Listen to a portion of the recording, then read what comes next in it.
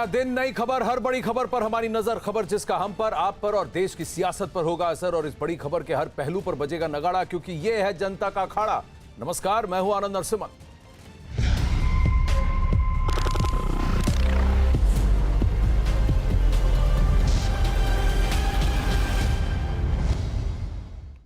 अखाड़ा में आज बात करेंगे नोवेल कोरोना वायरस यानी कोविड-19 की और इससे बढ़ते खतरे की।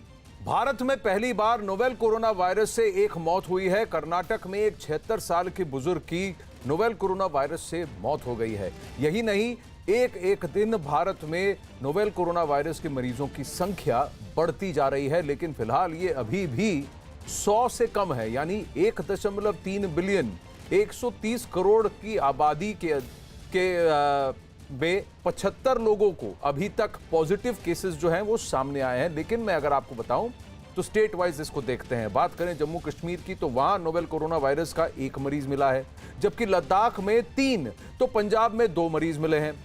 ज्यादा खराब हालत हरियाणा की है, जहां कुल 14 लोगों में नोवेल कोरोना वायरस की पुष्टि हुई है। लेकिन ये सब हिंदुस्तानी नहीं है फिलहाल, लेकिन स्टेट में एपिडेमिक एक्ट को इन्वोक करते हुए वहां पर इमरजेंसी बात लगा दी गई है और इस पर पूरी तरह से लॉकडाउन कर दिया गया है। वहीं दिल्ली में 6 और उत्तर प्रदेश में 11 मामले सामने आए हैं। राजस्थान में भी इस वायरस से बचा नहीं गया है और 3 मरीज अभी राजस्थान में भी पाए गए हैं, जिनमें से एक जो है वो विदेशी है। जबकि महाराष्ट्र में नोवेल कोरोना वायरस के 11 केस सामने आए हैं। कल रात को ही इसमें इजाफा हुआ है। कर्नाटक में 4 मामले हैं, जबकि सबसे ज्यादा 17 केस केरल के हैं।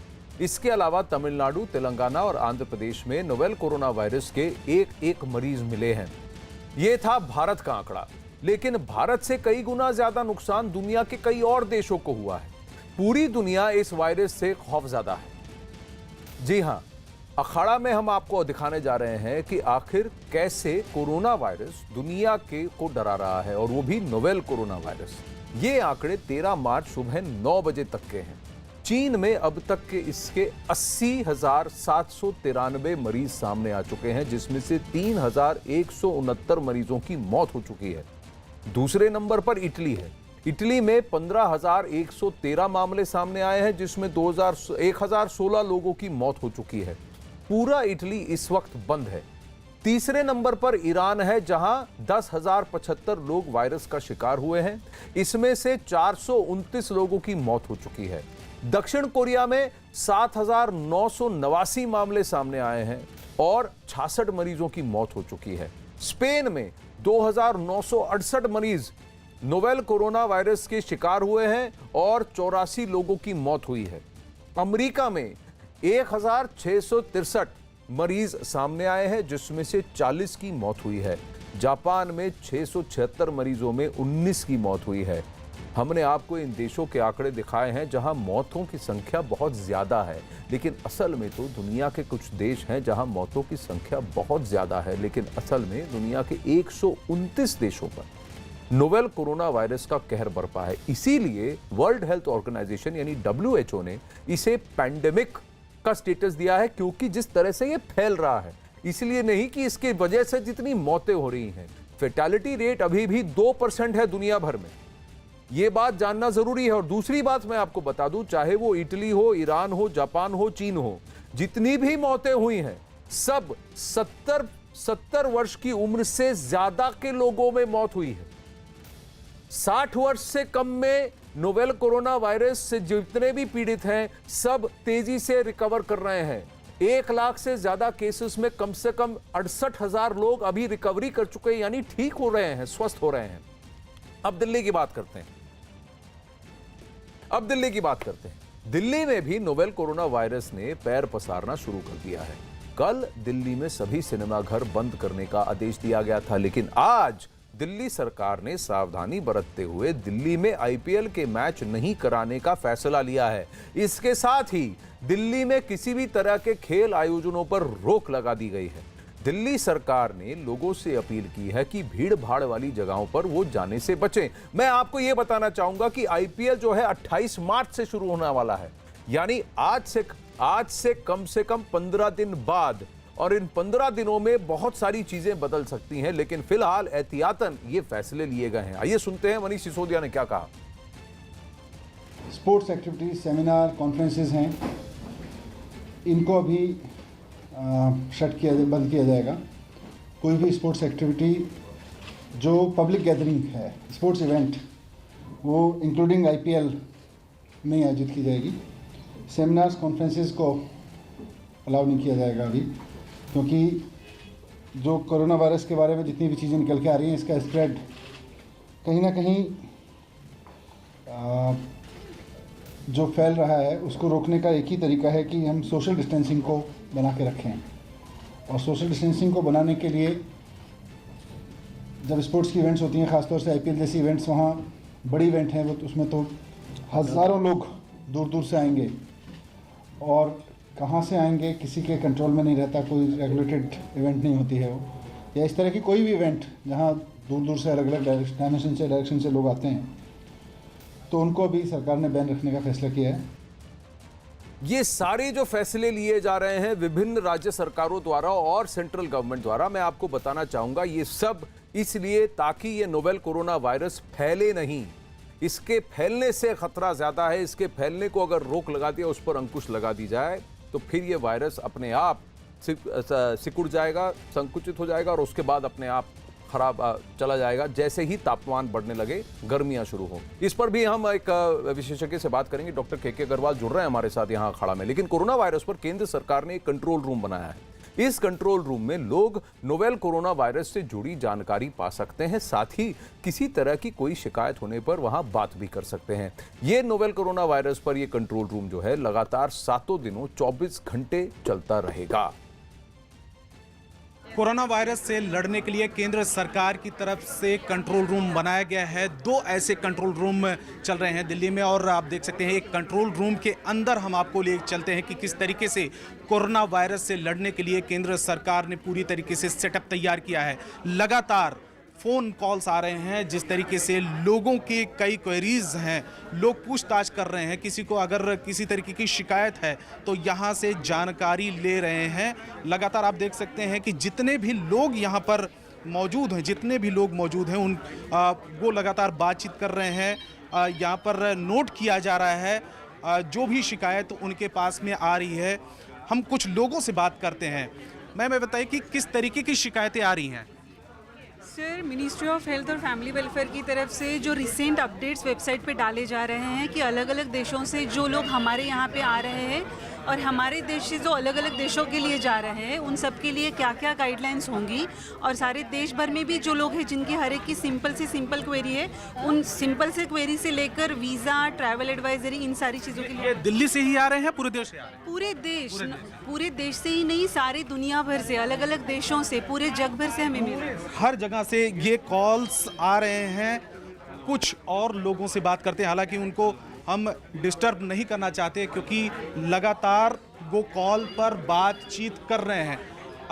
डॉक्टर हमारे साथ में NCTC के डायरेक्टर हैं डॉक्टर सुजीत जी। डॉक्टर साहब, ये बताइए कि ये पूरे देश में ही 2 कंट्रोल रूम है या सिर्फ दिल्ली के लिए?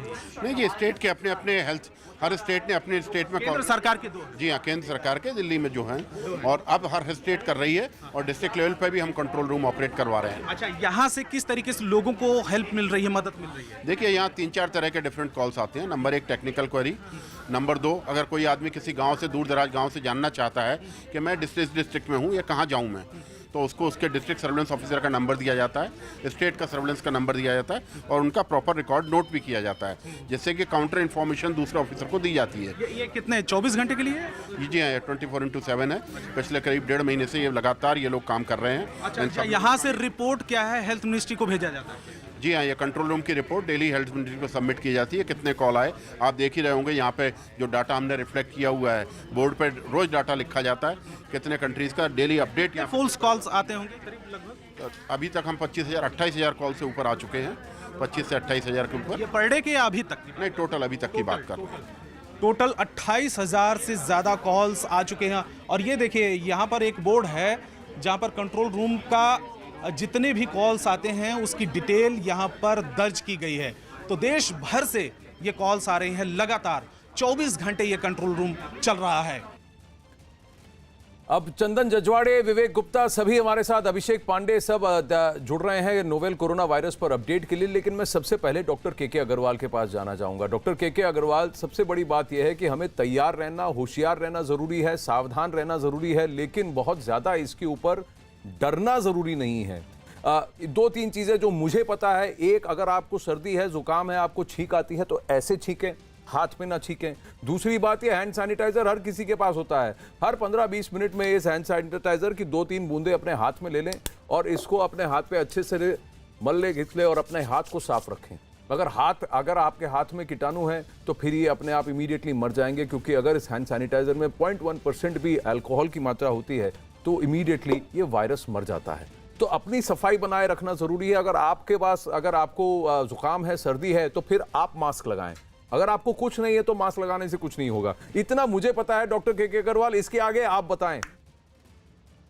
सबसे पहले सारे श्रोताओं को कोरोना नमस्ते। जी हाँ, ये भी जरूरी है। हाथ मिलाना बंद करो और नमस्ते पे आ जाओ।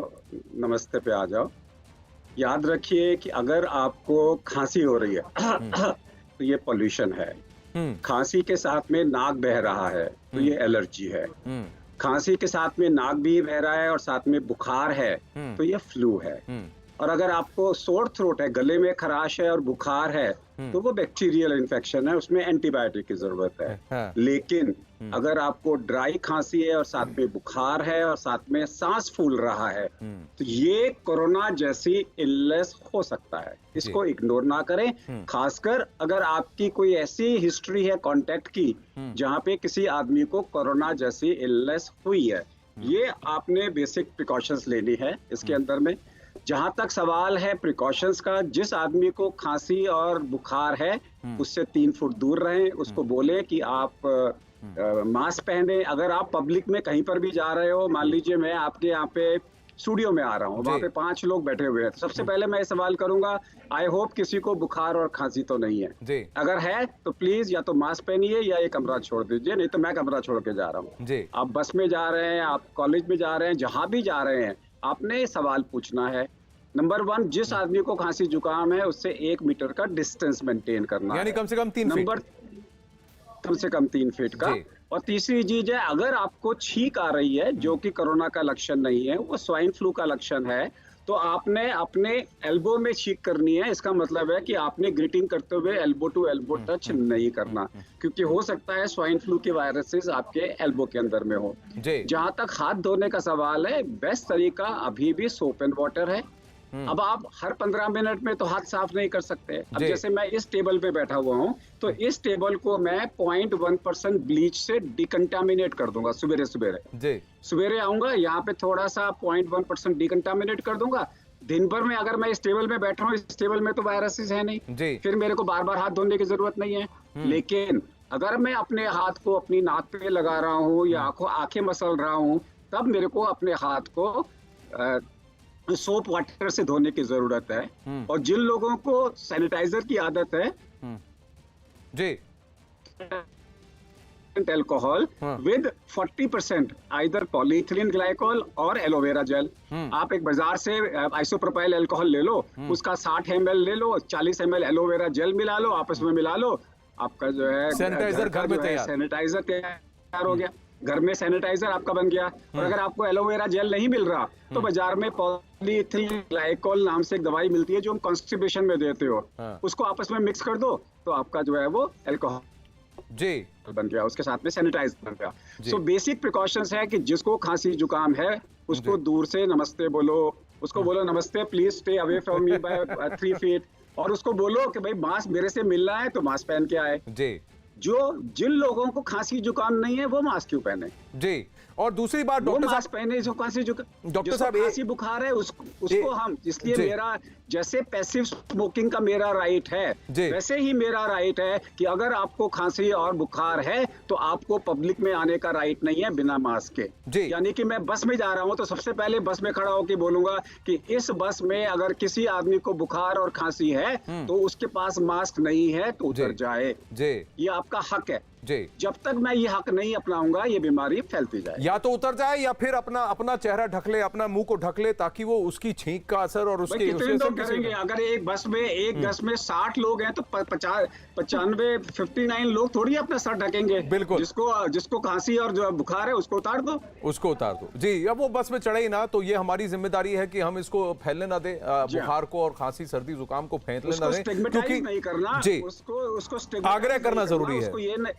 उसको स्टिग्मेटाइज नहीं करना, उसको एजुकेट करना है कि भाई तुम्हारे साथ में इतने लोगों को बीमारी हो जाएगी। और अगर आपके पास मास्क है तो उसको दे दो। जी, सबसे बड़ी बात यह है कि हमको साथ मिलकर इस पर काम करना। लेकिन दूसरी बात डॉक्टर के अग्रवाल, कि कितने देशों में ये फैला है, और मैं रिपोर्टर्स के पास भी ग्राउंड पे जाऊंगा, लेकिन एक सवाल आपसे जानना जरूरी है, क्योंकि हर कोई जो है ना बच्चों की सुरक्षा की ओर देख रहे हैं। हर कोई देख रहे हैं कि स्कूल बच्चों का ना भेजे, बच्चों को अगर सर्दी खांसी जुकाम है तो उन पर हम ज्यादा तवज्जो दे रहे हैं।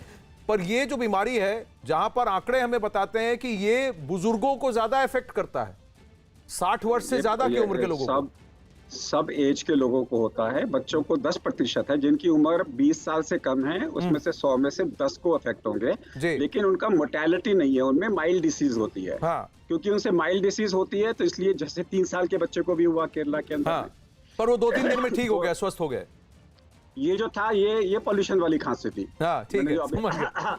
ये टिपिकल पॉल्यूशन वाली खांसी है, ये कोरोना वाली खांसी नहीं है। कोरोना वाली खांसी में बुखार का आना जरूरी है। जहां तक बच्चों का सवाल है, डिबेट है कि बच्चों को हम स्कूल बंद करें कि नहीं करें। तो मास गैदरिंग की डेफिनेशन है हमारे पुलिस के रिकॉर्ड में, जहां पर भी 1000 से ज्यादा लोग इकट्ठे होते हैं, वहां पे उसको हम बंद करते हैं। अब सिनेमा हॉल में 1000 लोग आ जाते हैं तो बंद कर दिया, लेकिन स्कूल में तो 7 से 10 हजार लोग होते हैं। एक स्कूल में करीबन 7 से 10 हजार बच्चे पे होते हैं। तो इसलिए स्कूल को ये लोग बंद करते हैं, क्योंकि ये जब भी हमें डिसीज को कंटेन करना है। अभी हमारा जो प्रोसेस है वो ये है कि किसी तरीके से 2 महीने तो चाइना ने निकाल दिए, हमारी कंट्री में नहीं आए, और अगर हम 2 महीने और निकाल देते हैं कि ये बीमारी को घुसने ना दें या कंटेन कर ले या कम रखें, तो शायद ये बीमारी हिट एंड रन वायरस की तरह पूरे ग्लोब से गायब हो जाए। अभी आप देखेंगे कि चाइना में जो केसेस आ रहे हैं वो बहुत कम आ रहे हैं। इसका मतलब है इसकी जो साइकिल है वो मैक्सिमम 2.5 महीने की है, वो 2.5 महीने की है। तो अगर हमारे देश में आता भी है, अगर हम किसी तरीके से 2.5 महीने ज्यादा केसेस ना लेके निकाल दें तो हम ठीक हो जाएंगे। एक स्टैटिस्टिक्स का याद रखिए कि चाइना में इट अफेक्टेड 50 पर मिलियन पॉपुलेशन।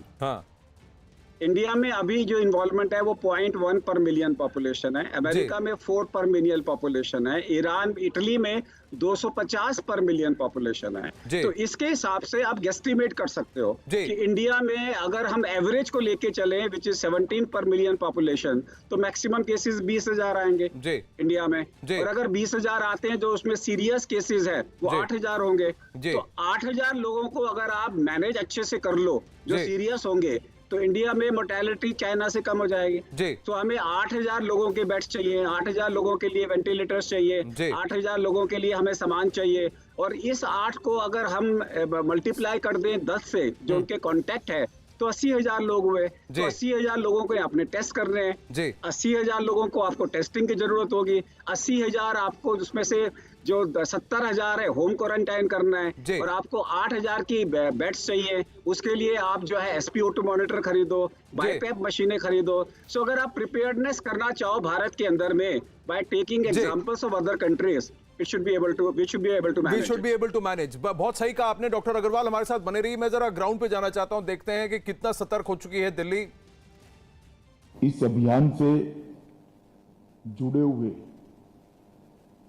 सभी लोग, चाहे वो गंगा मित्र हो, गंगा प्रहरी हो, गंगा टास्क फोर्स हो, नेहरू युवा केंद्र हो, तीनों सेना के प्रतिनिधि हो,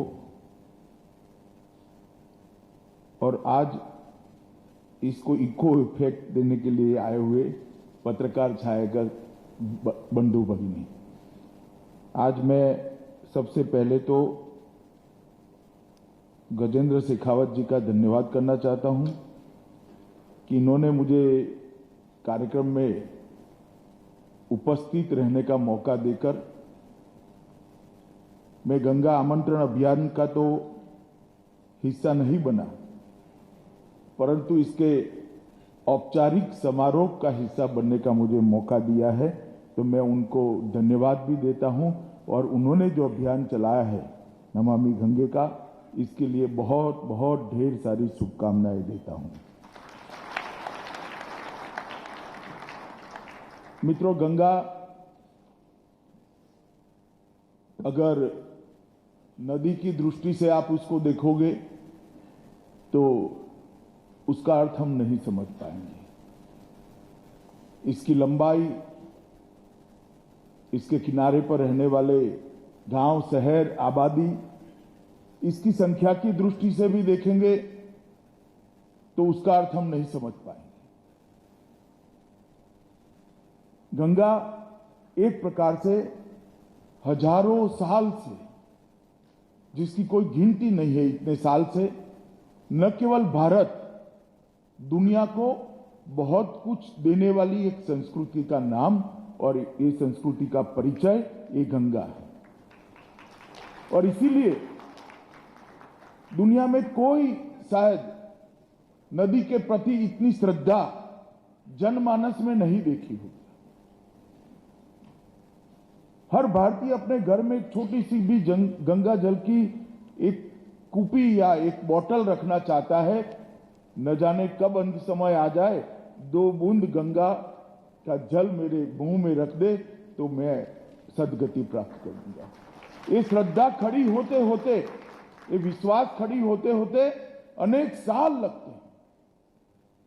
और यही गंगा है, यही गंगा का किनारा है जहां एक सभ्यता का निर्माण हुआ, जो सभ्यता न केवल पूरी दुनिया में सबसे पुरानी है, पूरी दुनिया में सबसे कंट्रीब्यूट करने वाली सभ्यता है, सबसे ज्यादा योगदान देने वाली सभ्यता। चाहे भाषाओं की बात हो, चाहे विज्ञान की बात हो, चाहे धार्मिक अनुसंधान की बात हो, चाहे अध्यात्म की बात हो, चाहे संस्कार की बात हो, समग्र विश्व के अंदर भारतीय संस्कृति एक सबसे ज्यादा देने वाली, कंट्रीब्यूट करने वाली संस्कृति रही है। और वो संस्कृति का प्रतीक है गंगा।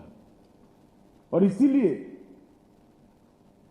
गंगा का नाम देते ही देश का एक बहुत बड़ा हिस्सा है, दुनिया की एक बहुत बड़ी जनसंख्या है, जिसके मन में पूज्य भाव भी आता है, श्रद्धा भी उमड़ कर आती है और एक प्रकार का लगाव, चाहे वो दक्षिण में रहता हो, नॉर्थ ईस्ट में रहता हो, पश्चिम में रहता हो या पूरब में रहता हो, जहां गंगा हजारों किलोमीटर दूर है वहीं तक पहुंचता है। कि जम्मू कश्मीर से नेशनल कॉन्फ्रेंस के अध्यक्ष फारूक अब्दुल्ला की नजरबंदी हटा दी गई है। फारूक अब्दुल्ला 5 अगस्त को जम्मू कश्मीर से आर्टिकल 370 के हटाए जाने के बाद से ही नजरबंद थे। पीएसए एक्ट के तहत उन्हें नजरबंद किया गया था, उसकी तारीख आज थी, पर उसके बाद अभी ये ऑर्डर्स आए हैं कि उन्हें नजरबंदी से हटा दिया जाएगा, डिटेंशन से हटा दिया जाएगा। रिफत अब्दुल्ला जुड़ रहे हैं डिटेल्स के साथ, बताइए रिफत। देखिए आनंद, बिल्कुल सही कहा आपने। जो नेशनल कॉन्फ्रेंस के सदर हैं डॉक्टर फारूक अब्दुल्ला, उनको डिटेन किया गया था और उसके बाद 2 बार उन पे पब्लिक सेफ्टी एक्ट लगा दिया गया था। पहले पब्लिक सेफ्टी एक्ट जो है वो 3 महीने के लिए लगाया गया था, लेकिन जो एक्सपायर हो गया 3 महीने और एक्सटेंड कर दिया गया। लेकिन आज अभी सरकार ने एक ऑर्डर जारी किया और ये ऑर्डर जो है पब्लिक सेफ्टी एक्ट का, उसको रिवोक किया गया है। तो ये कहा जा सकता है कि अब डॉक्टर फारूक अब्दुल्ला एक फ्री मैन हो सकते हैं, शायद उनको अब रिलीज किया जाएगा, क्योंकि ऑर्डर पे इमीडिएट इफेक्ट लिखा है। तो आज से उसका डिटेंशन उस हवाले से हटा दिया जाएगा। तो अब देखना होगा कि क्या उन्हें बाकायदा रिलीज किया जाएगा या कहीं किसी और एक्ट के तहत बुक तो नहीं किया जाएगा। लेकिन फिलहाल पीएसए से हटा दिया गया है, पीएसए के तहत अब उसको बुक नहीं किया जाएगा। तो उसका जो एक्सटेंशन था अब उसको एक्सटेंड नहीं किया गया उस पीएसए को, क्योंकि आज वैसे भी उनके 3 महीने खत्म हो रहे थे। तो ऐसे में आप देखना होगा क्या उमर अब्दुल्ला और महबूबा मुफ्ती को भी रिलीज किया जाएगा, क्योंकि लगातार पॉलिटिशियंस मुतालबा कर रहे थे कि इन पॉलिटिशियंस को रिलीज किया जाए। तो फिलहाल एक बहुत बड़ी डेवलपमेंट है जम्मू कश्मीर से। अब देखना होगा क्या पॉलिटिकल प्रक्रिया यहाँ से शुरू हो जाएगी या नहीं, क्योंकि हाल ही में अल्ताफ बुखारी ने जो एक पार्टी बनाई, तो ऐसे में अब जब डॉक्टर फारूक अब्दुल्ला को भी रिलीज किया गया तो देखना होगा कि क्या अब डेमोक्रेटिक सेटअप फिर से बहाल किया जाएगा यहाँ पे या नहीं। फारूक अब्दुल्ला पे से तो डिटेंशन हट गया, उमर अब्दुल्ला और महबूबा मुफ्ती पर क्या कार्रवाई होती है वो भी देखने वाली बात होगी। रिफत बहुत बहुत धन्यवाद। चलिए आगे बढ़ते हैं अखाड़ा में। एक और खबर आ रही है। प्रधानमंत्री नरेंद्र मोदी ने नोवेल कोरोना वायरस पर ट्वीट किया है और उन्होंने कहा है कि मैं सार्क देशों से अपील करता हूं कि वो नोवेल कोरोना वायरस से लड़ने की रणनीति मिलकर बनाएं ताकि हमारे नागरिकों को स्वस्थ रखा जा सके। तो इन्होंने ये अपील की है कि हम लोग साथ मिलकर जितने भी सार्क नेशंस हैं इस एरिया में, भारतीय उपमहाद्वीप में जितने भी देश हैं, सब का मिलकर नोवेल कोरोना वायरस से मिलकर लड़ सकते हैं, साथ में एक रणनीति बना सकते हैं ताकि ये वायरस ना फैल सके। चलिए इसी पर मैं जरा और भी प्रतिक्रिया चाहूंगा, लेकिन ग्राउंड पर चलते हैं। ग्राउंड पर हमारे रिपोर्टर्स हमारे साथ हैं। प्रधानमंत्री नरेंद्र मोदी का ये ट्वीट एक ऐसे वक्त आया है जब ये पूरा एरिया जो है वो इससे जूझ रहा है। इन्होंने कहा है कि प्रधानमंत्री नरेंद्र मोदी ने लिखा है कि आवर प्लैनेट इज बैटलिंग कोविड-19 नोवेल कोरोना वायरस, यानी कि पूरा जो समूचे विश्व है वो अब इससे जूझ रहा है, क्योंकि अंटार्कटिक को छोड़ के ये जो है ये वायरस पूरे विश्व भर के हर कॉन्टिनेंट में फैल चुका है, हर महाद्वीप में फैल चुका है। कम से कम 139 देशों में ऑलरेडी इसके रजिस्टर्ड केसेस हैं। उन्होंने कहा South Asia which is a home to significant number of global population should leave no turn unstone to ensure our people are healthy, यानी कि इस भारतीय उपमहाद्वीप का ये जिम्मेदारी है कि यहाँ पर जितनी भी आबादी, जितने भी लोग हैं, उनकी हमारी जिम्मेदारी बनती है कि इनको कोई भी हानि ना पहुंचे। डॉक्टर के अग्रवाल हमारे साथ है। डॉक्टर के अग्रवाल, क्या आप प्रधानमंत्री नरेंद्र मोदी के इस ट्वीट का स्वागत करेंगे कि इस रीजन में सभी को साथ में मिलकर काम करने की जरूरत है? चंदन जजवाड़े, विवेक गुप्ता, अभिषेक पांडे, आपकी ओर रुख कर रहा हूं डॉक्टर के अग्रवाल से बात करने के बाद। जी doctor Agrawal. So I am the president of Confederation of Medical Association of Asia and Oceania। 19 countries आती है, 19 के अंदर में कोरोना है। हम लोगों ने पहली मीटिंग 18 जनवरी को मलेशिया में करी थी, तब से हम रोजाना आपस में बातचीत कर रहे हैं और यही काम सरकार को भी करना चाहिए कि सारी सार्क कंट्रीज और सारी एशियन कंट्रीज अगर मिलकर काम करेंगी तो इससे लड़ना आसान हो जाएगा। मेडिकल एसोसिएशन के लेवल पे हम ऑलरेडी इस काम को कर रहे हैं। जी मैं आप सब लोगों से कोरोना नमस्ते करके आज्ञा चाहूंगा। डॉक्टर अग्रवाल बहुत बहुत धन्यवाद। कोरोना नमस्ते, मैं तो कहता हूँ कोरोना नमस्ते, हर कोई करे नमस्ते, कोरोना को छोड़िए, करे नमस्ते। चलिए चंदन जजवाड़े से बात करते हैं। चंदन, आप नई दिल्ली रेलवे स्टेशन पर हैं, बताइए वहां क्या माहौल है? क्या जगह जगह हैंड सैनिटाइजर्स हैं? क्या सफाई रखी जा रही है? क्या लोग एहतियात बरत रहे हैं? बिल्कुल आनंद, इससे पहले एक बात मैं और दिखाना चाहूंगा, एक तस्वीर की। पहले यहाँ पर रेलवेज की तरफ से इस तरह के पोस्टर लगाए गए कि कोरोना को फैलने से रोकने के लिए क्या करें और क्या ना करें। और अब जो है नीचे जो ये तस्वीर आप देख रहे हैं, स्वास्थ्य एवं परिवार कल्याण मंत्रालय, भारत सरकार भी इस तरह के पोस्टर स्टिकर बना के तमाम ऐसी जगहों पर चिपका रही है जहाँ पर लोग इकट्ठा होते हैं, लोग एकजुट होते हैं, जमा होते हैं। अब जब हम नई दिल्ली स्टेशन की बात करें तो यहाँ पर चूंकि आम दिनों के मुकाबले काफी कम फुटफॉल है, तो हम देख रहे हैं कि भीड़ भी कम है, साफ सफाई स्वच्छता काफी बेहतर है। टॉयलेट, बाथरूम या वॉशरूम में लगातार चेक किया जा रहा है कि वहां पर जो है हैंड सैनिटाइजर या साबुन जो है वो उपलब्ध हो। इसके अलावा जो लोग मौजूद हैं, लोगों में भी जो है सामान्य सावधानी देखी जा रही है। आप यहाँ देख सकते हैं, ये जो है रुमाल लगाकर बैठे। आपको क्या लगता है, कोरोना से लोग ज्यादा डरे हुए या सावधानी जरूरी है? कोरोना से सावधानी जरूरी है, इसलिए सब लोग मास्क लगा के घूम रहे हैं, सैनिटाइजर वगैरह इसलिए सबने कैरी किया हुआ है। चलिए, तो आनंद ये बता रहे कि कोरोना से सावधानी के लिए ये लोग मास्क या रुमाल जैसी चीजें मुंह पे रख करके जो है कहीं पब्लिक प्लेस में जा रहे हैं। दूसरी बात, अगर हम रेलवे स्टेशन की बात करें तो यहाँ पर हम देख रहे हैं कि औसत जो भीड़ होती है उसके मुकाबले काफी कम भीड़ है, यानी कि लोगों ने ट्रैवल करना जो है वो कम कर दिया है। कहीं ना कहीं सावधानी लोग बरत रहे हैं कि बहुत जरूरी नहीं हो तो ट्रैवल ना करें, लेकिन लगातार रेलवे के बड़े अधिकारी हों, स्टेशन डायरेक्टर हो, सभी बार बार निरीक्षण कर रहे हैं कि साफ सफाई की व्यवस्था बेहतर होनी चाहिए। लोगों को अलर्ट करने के लिए बार बार अनाउंस किया जा रहा है लाउड स्पीकर से कि वो कोरोना को फैलने से रोकने के लिए क्या कर सकते हैं। जी, तो यानी कि पूरी जगह को साफ रखा जा रहा है, सफाई रखना जरूरी है। मैं बस आपका ध्यान आकर्षित करना चाहूंगा। चंदन, बहुत बहुत धन्यवाद। अभिषेक पांडे, इससे पहले कि हम मुंबई की ओर आए, जरा देखते हैं कि कितनी जगह और कहां कहां फैल चुका है ये नोवेल कोरोना वायरस। और अगर आप देखेंगे तो ये चीन है जहां पर बहुत बड़ा रेड डॉट है।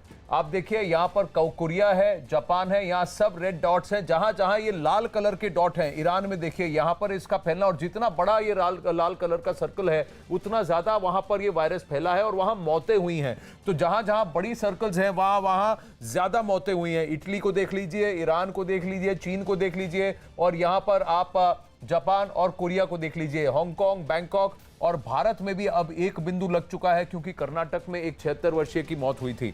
अब अगर आप देखें, ऐसा कोई देश इस रीजन में नहीं है जहां पर नोवेल कोरोना वायरस फैला नहीं है। अगर आप एशिया की बात करें तो रूस से लेकर बाकी सारे देशों में, इंडोनेशिया, सिंगापुर, जकार्ता, ऑस्ट्रेलिया तक, तो ऑस्ट्रेलिया, एशिया, यूरोप की बात करें, अफ्रीका बात करें, हर जगह नोवेल कोरोना वायरस फैला है। यूरोप में तो हर देश में फैला है। इटली में सबसे ज्यादा ये फैला है, स्पेन में, मैड्रिड में भी मौतें हुई हैं, फ्रांस में भी, जर्मनी में भी, यूके में भी हुई हैं। अब अगर मैं आपको दिखाऊं कि अमेरिका में और लैटिन अमेरिका यानी दक्षिण अमेरिका और उत्तरी अमेरिका में क्या हाल है, तो आइए इसको देखते हैं। ये देखिए, अब ये दक्षिण अमेरिका और उत्तरी अमेरिका में भी हर देश में, यूनाइटेड स्टेट्स, कनाडा, यहां पर पेरू, यहां पर बोगोटा, पनामा, हर जगह, अर्जेंटीना, और जहां जहां आपको ये ऑरेंज डॉट्स दिख रहे हैं वहां पर केसेस हैं, लेकिन फिलहाल मौतें नहीं हुई हैं। लेकिन विश्व भर में अगर आप देखें तो सबसे ज्यादा, आप इस तरफ अगर आप ध्यान देंगे तो इस रीजन में यानी एशिया और यूरोप में सबसे ज्यादा यूरोप में फैला है नोवेल कोरोना वायरस, जो कि चीन से शुरू हुआ था। चीन के बाद सबसे बड़ा सर्कल और सबसे ज्यादा नुकसान जो हुआ है वो इटली में हुआ है, और इस बीच में ईरान, और यहां पर देखिए चीन का एक और कोना, यहां पर कोरिया जो है, कोरिया एरिया में भी, कोरिया में भी काफी सारी मौतें हुई हैं। अब जरा चलते हैं, वापस आते हैं इंडिया और जानने की कोशिश करते हैं अभिषेक पांडे से। अभिषेक, आप मुंबई में हैं, मुंबई में क्या अपडेट है? आप किसी मल्टीप्लेक्स थिएटर के आसपास हैं, वहां क्या सन्नाटा छाया हुआ है कि लोग अभी भी आ रहे हैं देखने के लिए? देखिए, बिल्कुल आप सही कह रहे हैं कि सन्नाटा छाया हुआ है। अगर मैं तस्वीरें आपको दिखाना चाहूँ आनंद, तो आप देखिए, ये है मल्टीप्लेक्स थिएटर का बुकिंग काउंटर, जहां पर अमूमन भीड़ लगी रहती है। 5 शो अब तक हो चुके हैं, लेकिन 200 से ज़्यादा की बुकिंग नहीं हुई है।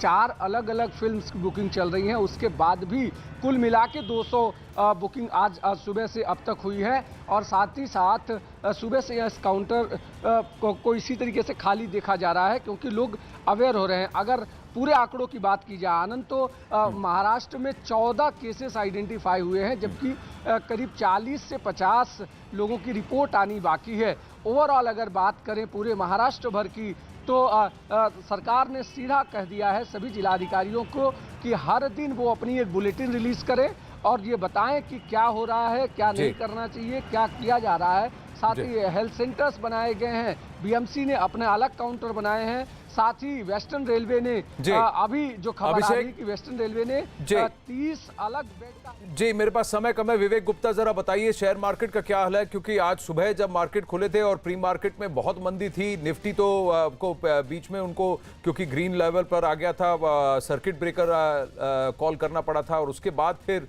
बीएसई में थोड़ा सा बाद में ऊपर उछाल हुआ है। कल और आज बहुत लगातार मार्केट में गिरावट हुई है।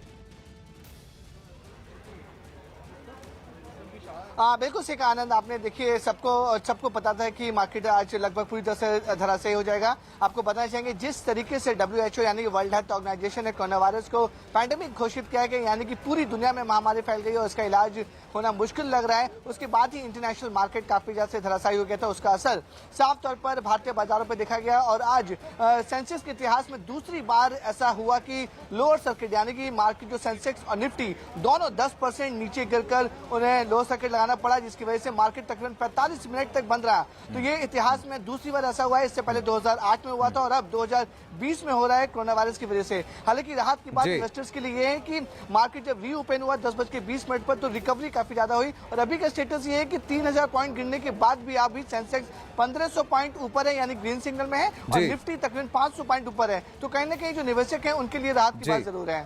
जी, बहुत धन्यवाद उस अपडेट के लिए। अभी उत्तर प्रदेश से खबर आ रही है कि उत्तर प्रदेश में नोवेल कोरोना वायरस की वजह से अब सभी स्कूल और कॉलेज जो हैं 22 मार्च तक बंद कर दिए जाएंगे। ये आदेश दिया गया है। मुख्यमंत्री योगी आदित्यनाथ से स्टेटमेंट जारी होने की बात कही जा रही है। मैं आपको ये बताना चाहूंगा कि नोएडा इलाके में, जो खुद उत्तर प्रदेश में आता है, कई सारे स्कूलों ने कल ही ये ऐलान कर दिया था कि अब जो है इस टर्म के लिए स्कूल्स बंद हो चुके हैं। अब अप्रैल में जो अगला टर्म शुरू होता है वहीं तभी ये स्कूल खुले जाएंगे। पहले इस पर अनुमान था कि 16 मार्च तक कम से कम जो है 16-17 मार्च तक स्कूल खुले रहेंगे और फिर उसके बाद बंद होंगे। लेकिन अब कहा जा रहा है कि आज के बाद सारे स्कूल्स की अब छुट्टी है, कम से कम 21-22 मार्च तक तो बंद ही रहेंगे, उसके बाद शायद अगले टर्म के लिए खोले जाएं। अजीत सिंह जुड़ रहे हैं। अजीत, तो अलग अलग स्कूल्स का अलग अलग फंक्शनिंग है, पर लगभग लग रहा है कि 31 मार्च तक सभी स्कूल अब बंद रहेंगे। दिल्ली में भी यही ऐलान हुआ था।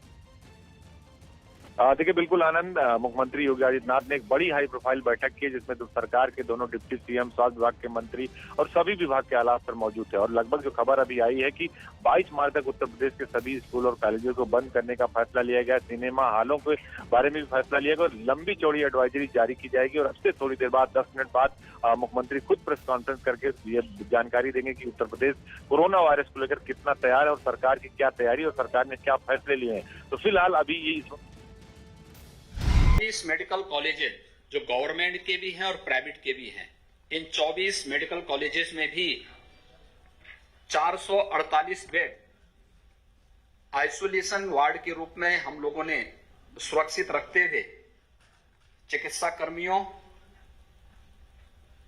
मेडिकल ऑफिसर्स हैं, पैरामेडिकल का स्टाफ है, नर्सिंग स्टाफ है, इन सब की ट्रेनिंग करने की तैयारी और कुछ ट्रेन किए गए, कुछ की ट्रेनिंग की कार्रवाई हमारी अंतिम उसमें चल रही है।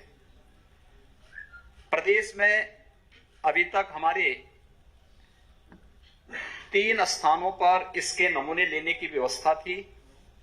लखनऊ में केजीएमयू और एससीपीसीआई और अलीगढ़ में भी यह व्यवस्था भारत सरकार ने की थी।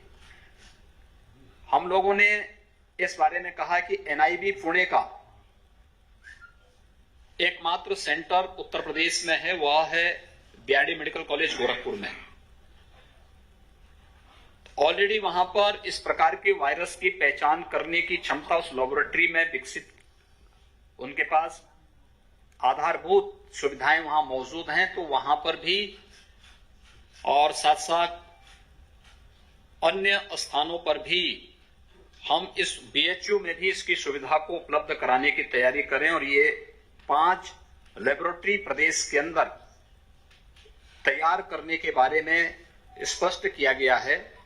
और भी अन्य मेडिकल कॉलेजेस में हम इस सुविधा को विकसित कर सकें, जहां पर सैंपल लेकर के और फिर उसके कलेक्शन के बाद वायरस की पहचान करने और फिर इससे संबंधित उपचार की सुविधा हम दे सकें, इसके बारे में भी कार्रवाई करने के बारे में विस्तृत कार्य योजना आज यहां पर तैयार हुई है।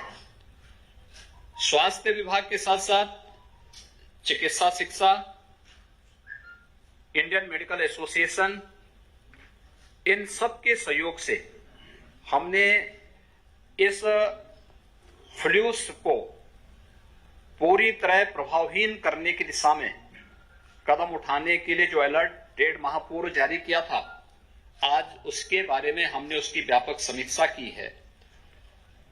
उत्तर प्रदेश में अब तक कुल 11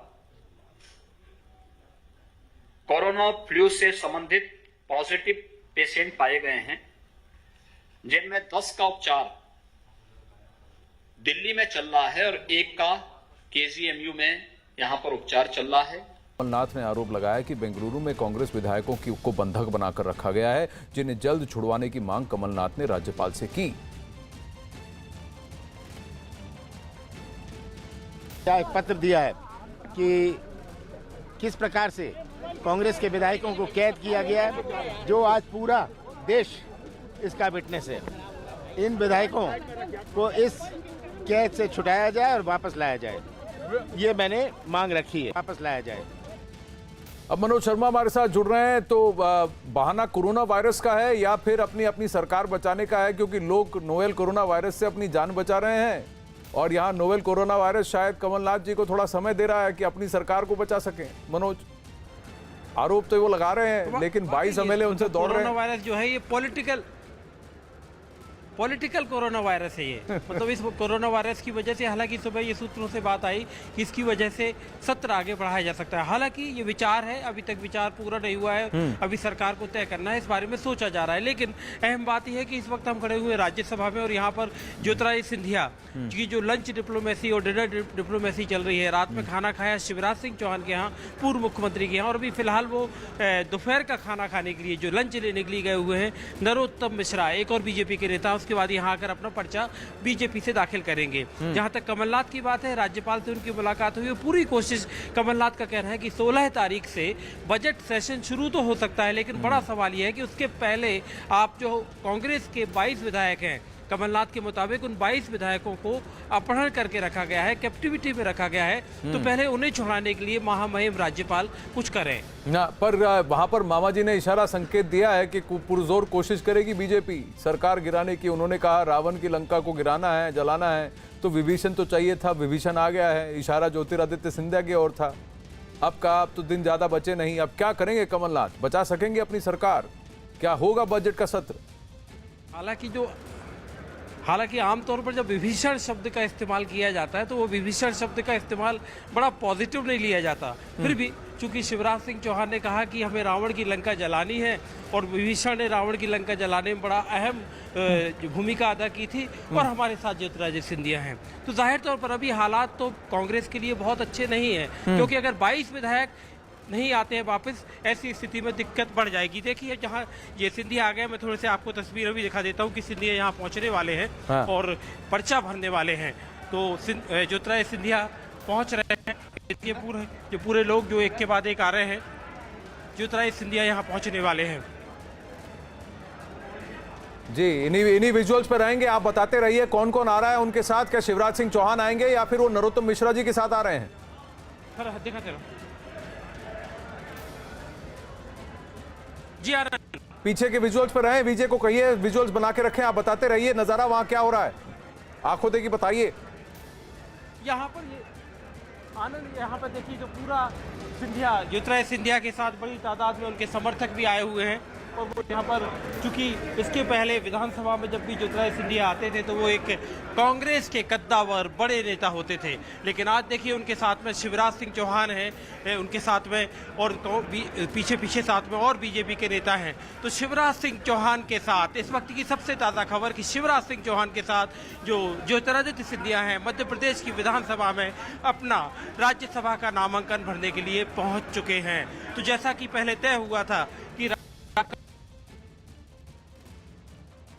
तो बीजेपी ने उन्हें टिकट दिया और पूरे तयशुदा चीजों के मुताबिक अपना पर्चा भरने के लिए यहाँ पर आपने देखा तस्वीरों में, यहाँ पर ज्योतिरादित्य सिंधिया पहुंच चुके हैं। तो मामा जी के साथ पहुंच चुके हैं महाराज अपना नामांकन भरने के लिए राज्यसभा सीट के लिए। तो पॉलिटिकल फीवर अलग है मध्य प्रदेश में, नोवेल कोरोना वायरस अलग है देश भर में। अखाड़ा में आज बस इतना।